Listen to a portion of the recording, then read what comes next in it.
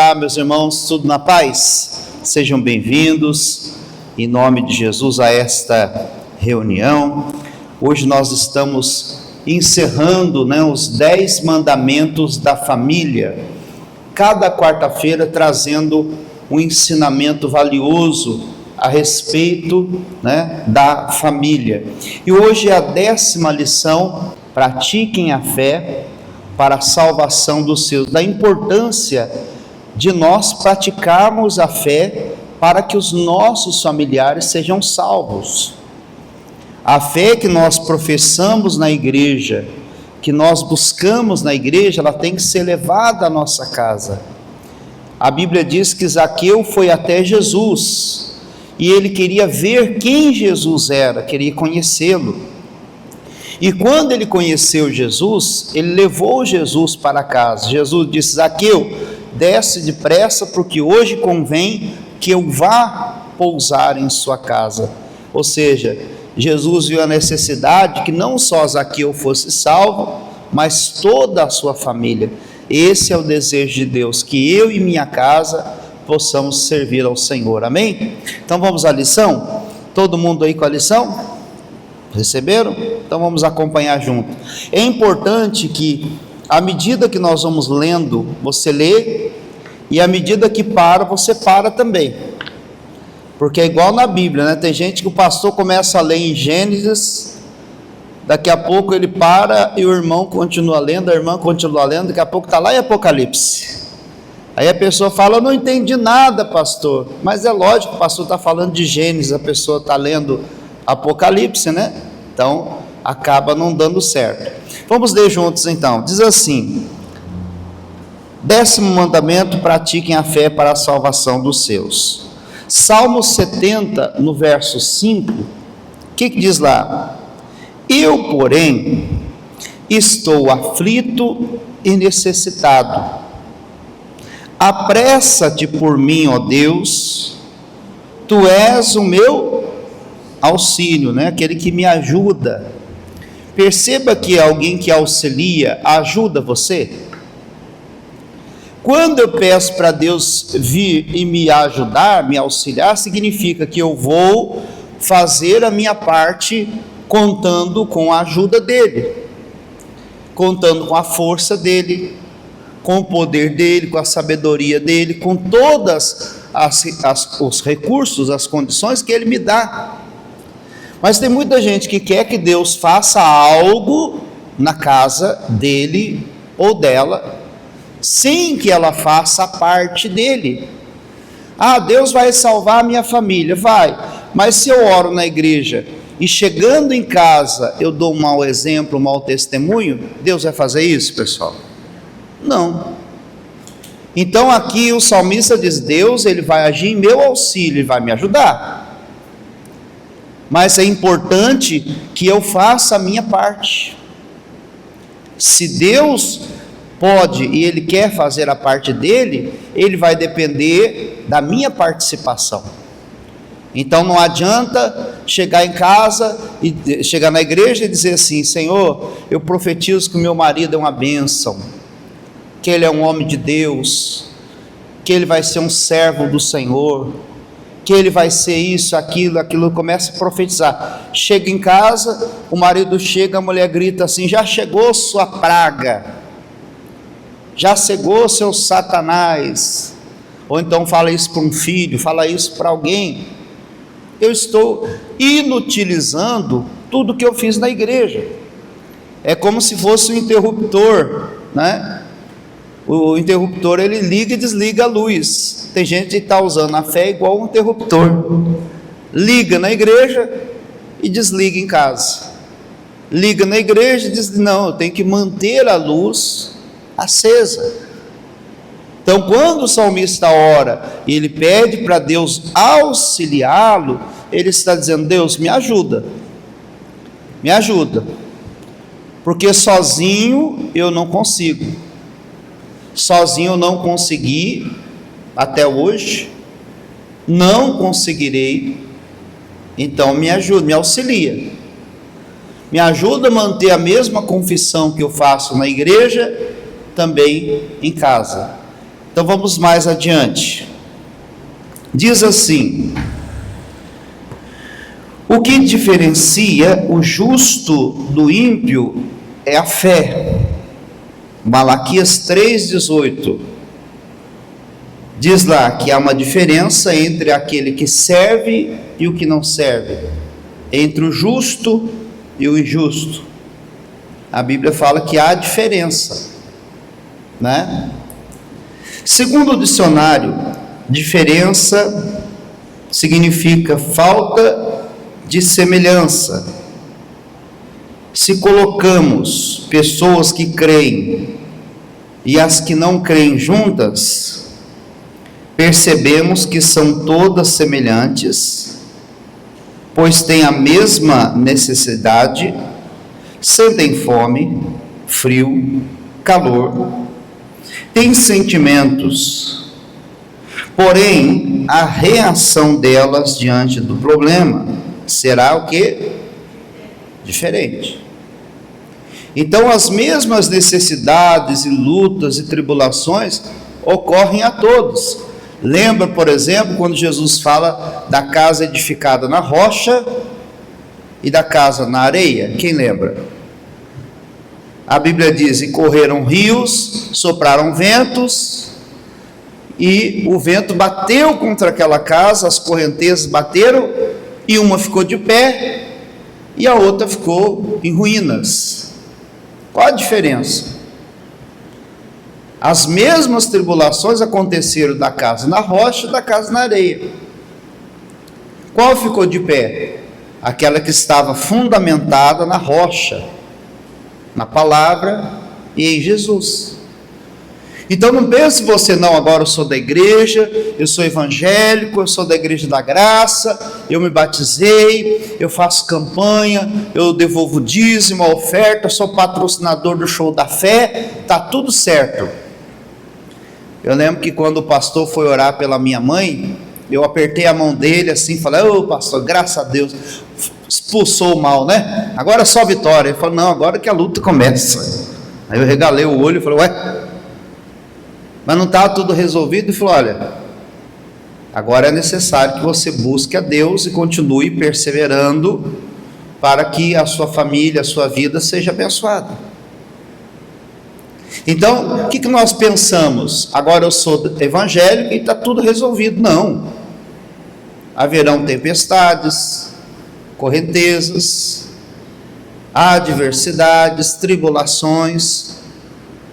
O mesmo que acontece para o ímpio, para quem não teme a Deus, acontece para aquele que teme. Agora, qual é a diferença? É o modo com que você reage. Então há uma diferença entre aquele que serve a Deus e aquele que não serve. Pelo menos deve haver. Qual que é o indício que eu sirvo a Deus? É o modo com que eu reajo diante das adversidades. Aquele que não serve a Deus não sabe o que fazer, fica igual barata de bueiro. Já viu barata de bueiro? Você levanta a tampa assim, ela fica assim, ó. Quer dizer, não sabe para onde vai, não sabe o que faz. E às vezes é igual a areia movediça: quanto mais mexe, mais afunda, não é assim? Tem gente que sem Deus tenta resolver as coisas, e quanto mais se mexe, mais se afunda. É igual a pessoa que está com uma crise financeira. Aí ela fala assim: já sei, eu vou pegar dinheiro com a agiota, né? Tem até um meme, né? Eu procuro a agiota que não mate, só bata. Já virou piada já, né? Tem um cidadão que ele pegou dinheiro com a agiota e não pagou. Ele pegou dinheiro com outra agiota para pagar o agiota. Aí quando foram ver, tinha lá uns 15, 20 agiotas lá esperando ele no dia combinado, na hora combinada, para receber o dinheiro. Ou seja, ele deu balão em todo mundo. Coitado dele, né? Se ele for pego, vai morrer. Quer dizer, quando a pessoa não tem a sabedoria de Deus, ao invés dela se resolver o problema, ela se complica cada vez mais. Mas quando nós temos a direção de Deus, Deus vai dar estratégias para nós. Ele vai dizer: espera. Né? Um dia uma pessoa falou: pastor, eu estava com uma dívida no banco e estava lá tantos mil. Aí veio uma proposta de renegociação, 75 vezes de R$100, por exemplo. Mas soma quanto que dá tudo isso. A dívida não foi paga, a dívida foi prolongada e foi aumentada várias vezes. Aí a pessoa acha: não, eu ia pagar 1.000, pastor, mas vou pagar 100. Vai nada, você vai pagar 5, 10 mil a mais, né? Então a pessoa acha que sem Deus ela vai conseguir resolver. Não vai piorar. Então há uma diferença, tem que ter uma diferença daquele que serve, daquele que não serve, tendo em vista que os mesmos problemas acontecem com todo mundo. A diferença é o modo com que você reage. Então vamos ver? Diz assim: sentem fome, frio, calor, têm sentimentos, porém a reação deles diante dos problemas será diferente. O homem natural será guiado pelos seus olhos, pelo que os seus olhos veem, enquanto aquele que crê será guiado pela fé, né? Mas o justo viverá pela fé, e se ele recuar, a minha alma não terá prazer nele. Hebreus 10, 38. A fé é a certeza do que se espera. Hebreus 11, 1. Então é diferente entre aquele que olha pela carne e aquele que olha pela fé. É isso que nos faz seguir quando ninguém mais acredita. Mesmo preso, o apóstolo Paulo foi levado em um barco como prisioneiro e se embarcava junto a uma grande tempestade, e todos temendo o naufrágio e o sofrimento. Caindo sobre nós uma tempestade de vento, fugiu-nos toda a esperança de nos salvarmos. Atos 27, 26. Então, era a morte na certa. Eles estavam embarcando para um navio, para uma viagem suicida. Tudo estava conspirando para uma tempestade. Ele disse: olha, nós estamos indo para a morte. Do jeito que está, é morte na certa. Então, o que o apóstolo Paulo fez? O que nós devemos fazer: buscar de Deus uma direção, uma garantia. Ele orou e Deus falou que pode ir, porque você não vai morrer, e nenhum daqueles que navegam com você irá perecer, só o barco. Então Deus falou assim: ó, vocês vão embarcar, vocês vão navegar, o barco vai, né, perecer, mas nenhum de vocês vai morrer. Então, quando veio a tempestade, Paulo se colocou e falou: pessoal, Deus me falou, Deus revelou ao meu coração que essa tempestade que nós estamos passando, a única coisa que vai ser destruída é um bem material, mas a vida de todos será preservada. Amém, meus irmãos? Olha a diferença daquele que serve e daquele que não serve. Se ele não tivesse tido essa direção, ele não deveria ter embarcado. Mas como ele orou a Deus, Deus falou: vai, é importante que você se apresente a César, então você precisa embarcar para poder ir, mas fica tranquilo, eu garanto para você que não vai haver nenhum de vocês que vai perecer, só o navio, só vai se perder bem material. Diz mais: no entanto, Paulo buscou o Pai Celeste em súplicas. Em Atos registra a resposta de Deus a ele: Paulo, não temas, importa que compareça perante César, e eis que Deus te deu todos os que navegam contigo. Atos 27, 24. Então Deus garantiu para ele que ele não morreria, nem os seus. Glória a Deus. Mas agora vemos a diferença, pois enquanto todos tinham perdido a esperança, Paulo ousou acreditar. Portanto, ó varões, tende bom ânimo, porque creio eu em Deus que há de acontecer assim como foi dito. Então ele falou, eu creio que Deus vai cumprir o que me prometeu, não é? Atos 27, 25. Do banco ao altar do Senhor só se via aflição. Contudo, Paulo enxergava o que os olhos naturais não enxergam, o porto seguro, preparado por Deus, por meio do qual todos seriam salvos.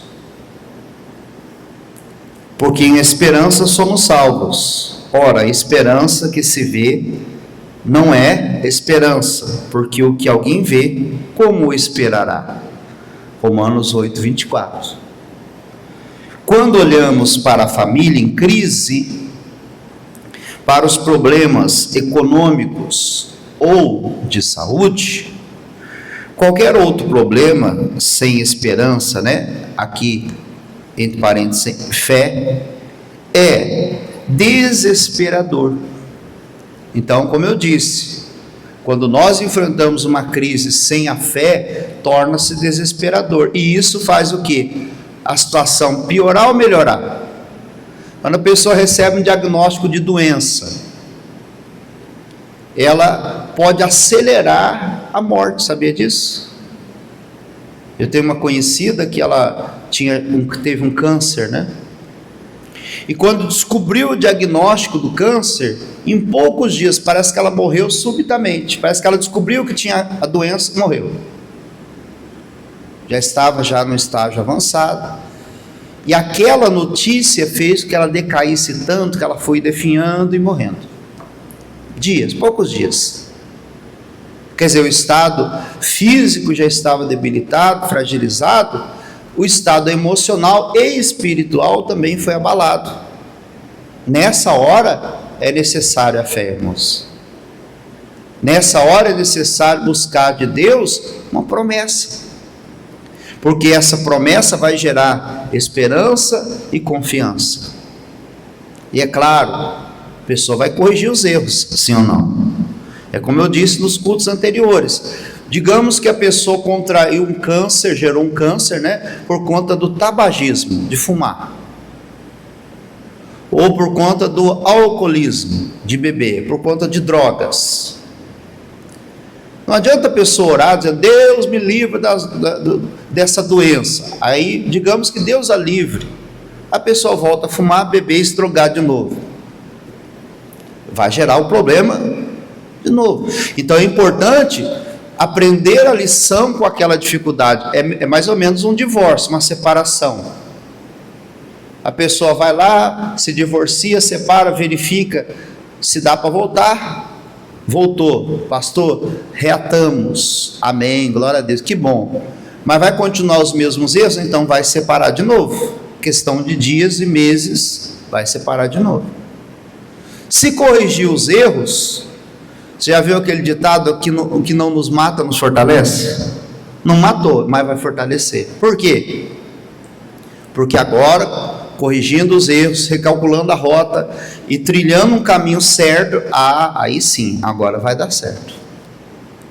Não é? Quando começa a bandear para aquele caminho mau, você vai dizer, lembra que nós agimos assim e deu errado? Sim, então nós vamos repetir o mesmo erro?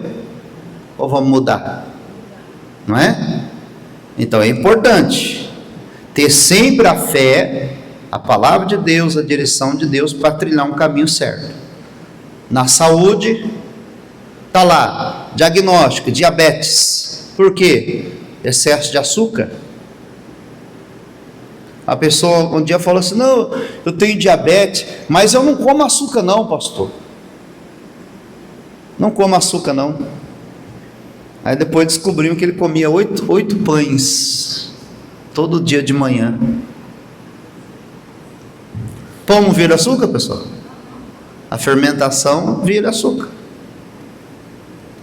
Não, eu não como não, pastor, só como 2 pizzas. Açúcar não. Até a minha coca é 0. Não, mas aí eu como uma macarronada, assim, uns 4 quilos de macarrão. O macarrão vira sangue, vira sangue.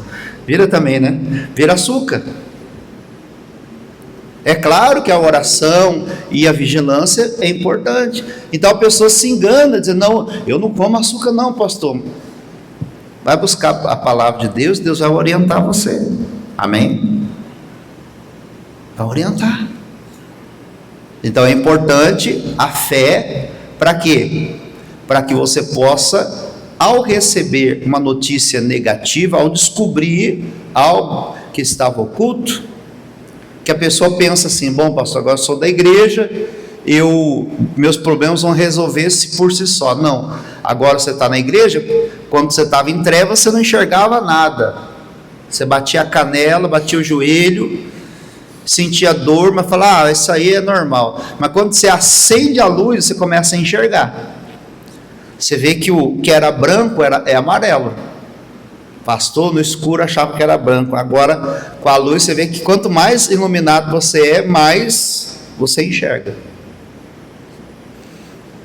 Tem muita gente que estava se enganando, não pastor, meu filho é um santo, mas ele está com Jesus? Não, então não é. Ah, o meu marido, minha esposa é uma santa, está com Jesus? Não, então não é, precisa estar com Jesus. Então, quando nós buscamos a fé, nós temos a direção para resolver. Vai resolver por si só? Não. Deus está falando, aqui é o caminho. Você tem que seguir. Se não seguir, você vai ter a receita, mas vai sofrer do mesmo jeito. Igual o ímpio, né? A única diferença é que você conhece o caminho e o ímpio não, né? Terminando, diz assim: quando olhamos para a família em crise, para os problemas econômicos, de saúde, quaisquer outros problemas, sem esperança, sem fé, é desesperador. Todavia, ao recebermos a palavra de Deus, como Paulo recebeu, e nela nos estabelecemos, vencemos em nome de Jesus. Quando os 276 náufragos chegaram à ilha de Malta, então eles chegaram, o navio não chegou, mas eles chegaram, né? Estavam cansados e com apenas a roupa do corpo, mas vivos. O Senhor então enviou os moradores locais para aquecê-los. Os moradores da ilha fizeram uma fogueira para aquecê-los. Atos 28:2. Mesmo feridos e sem forças, foram socorridos. Da mesma forma, Ele está fazendo isso com você, ajudando-o a tirar os olhos dos problemas e renovar sua esperança no milagre. Então, a tirar os olhos do problema e buscar o que? O milagre. O problema já existe, sim ou não? Já existe. Pastor, eu tenho um problema, pastor, eu tenho um problema. Tá bom, o problema já existe, deixa ele de lado por enquanto, né? Deixa ele aqui. Vamos buscar o que? Uma solução, não é? Costumo dizer essa frase: problemas existem para serem o que? Resolvidos. Eu lembro do Chaves, né? O professor Girafales lá chega para Chiquinha e fala: Chiquinha, eu tenho um problema para te dar. Ela: professor, pelo amor de Deus, já não estou cheio de problema, só vai me arrumar mais um, não é? Problemas existem e vão existir até o dia do Senhor, até você ir para a glória, Jesus nos buscar. Agora, se você tiver 1000 problemas, com Jesus você vai ter 1000 soluções. Ah, eu tenho muito problema, Jesus vai dar uma solução para cada problema que você tiver.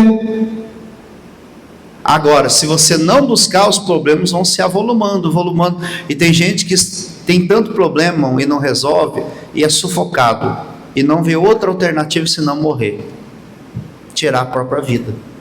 Coisa séria, né, pessoal? A pessoa fica tão sufocada pelo problema, fala assim: eu quero que Deus me leve. Ou então fala: eu vou dar um jeito, eu mesmo, né? fazer mal para mim, falar assim, né? De uma forma mais sutil. Quantas das vezes já vi alguém falar: pastor, eu quero morrer. Não, não quer morrer, você quer solução. Solução, você não quer morrer, você quer solução. É diferente. Geralmente quem quer morrer é que a vida não está tão boa quanto deveria estar. Não é isso?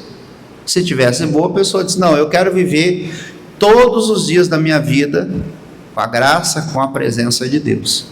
E terminando: alimente sua fé e todos os seus medos vão morrer de fome. É uma frase para você botar no Instagram, no Facebook, né?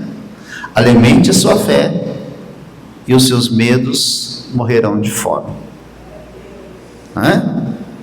Na continuação dos acontecimentos narrados em Atos 28, vemos que Paulo foi buscar lenha para manter a fogueira acesa e foi picado por uma cobra.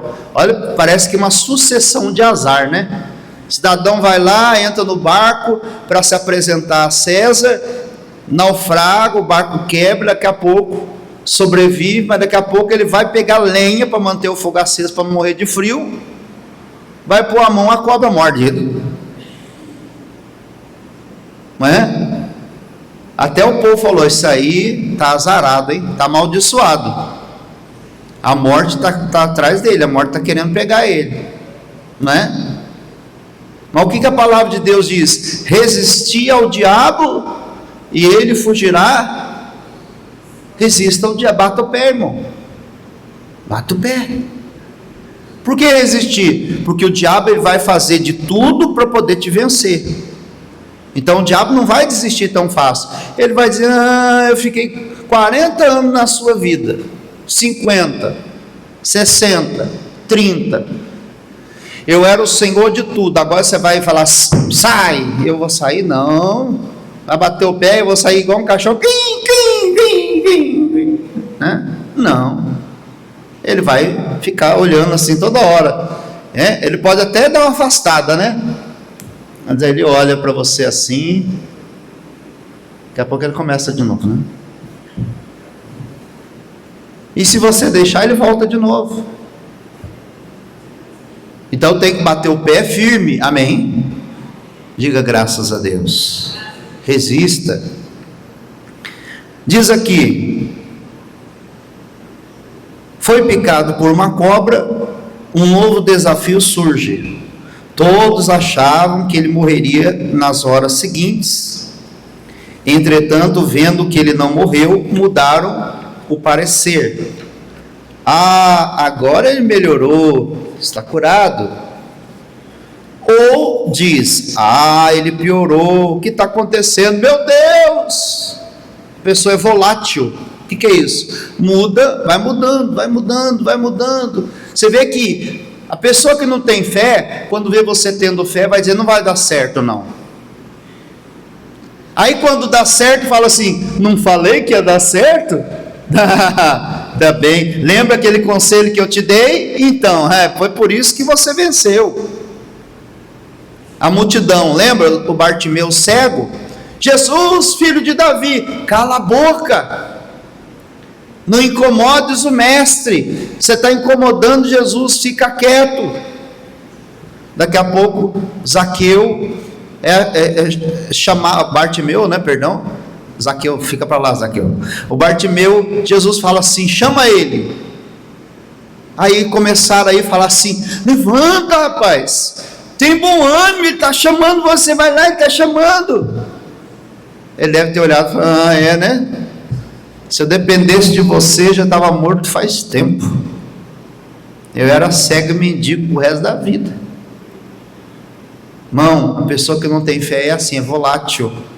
Quando você está mal, ela, né? Está ruim, está difícil. Se você ficar bem, ela vai querer surfar na onda, até dizer que foi ela que te ajudou. É assim. E você já tem que estar ligado com Deus para saber que é assim. E não se deixar levar pela circunstância. não se intimidar pela dificuldade, mas também não se vai descer quando tudo estiver bem. Não, eu que, né, afinal de contas, eu sou tal, eu sou bambambam. Não. A glória tem que ser dada para quem? A Deus. Né? Deus já tinha falado, Paulo, você não vai morrer. Então, na hora que a cobra picou ele falou assim, sacudiu a cobra, jogou no fogo, porque cobra tem que ser jogado no fogo, né, pessoal? O demônio, você tem que pôr fogo nele. Amém? E terminando, entende?